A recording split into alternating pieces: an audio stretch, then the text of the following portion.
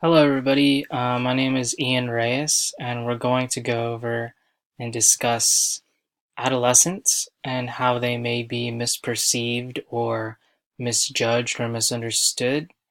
And we're going to go over how we can possibly be better at understanding them and work with them and help them move through this stage, and these emotions and these feelings that they're going through. So, firstly, we'll go over what that means.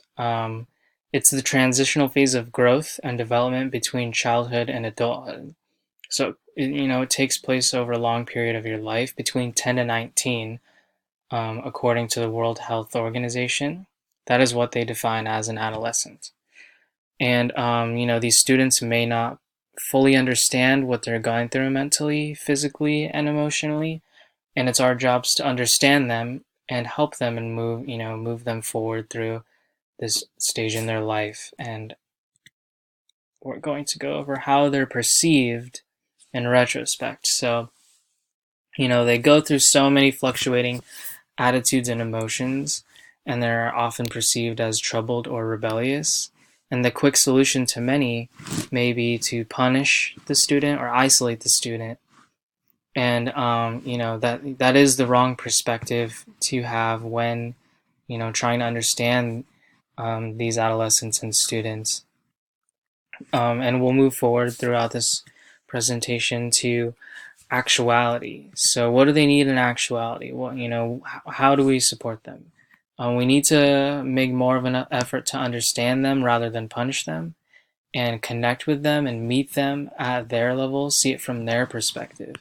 Communication is more important to them than punishment or isolation, um, and positive reinforcement. So um, encouraging them when they're behaving um, correctly and appropriately, and when they misbehave, sit them down and talk to them at a level in which we can help them and understand them a little better. Collaborate with them, talk to them, meet them at their level, and instead of punishment, you create a better atmosphere for both you and the student.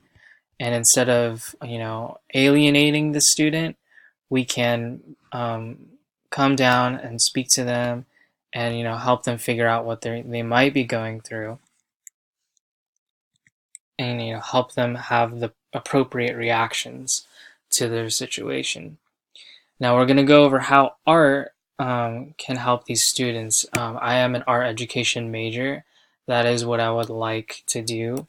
And when when you go through art and you experience art, you introspect into yourself, you self-reflect, and you have to be sort of self-aware of your emotions, and your feelings, and you sort of you reflect what you're feeling onto the paper or onto the medium, whatever you're working with.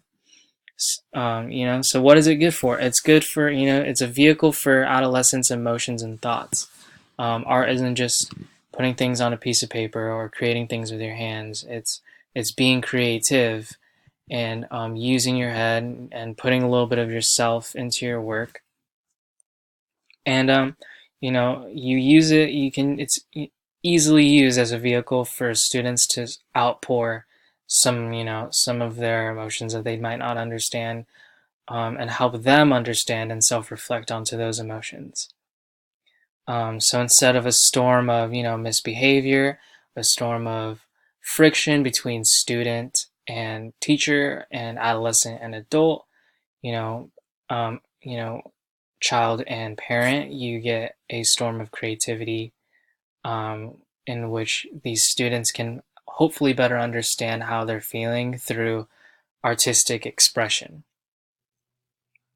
I hope this was helpful. I hope it helped us understand a little bit better about how adolescents might think, because we were all adolescents at one point. We all went through this at a certain stage in our lives, and it's our job to reinforce positive behavior and help students understand that this stage in their life is completely normal. Thank you.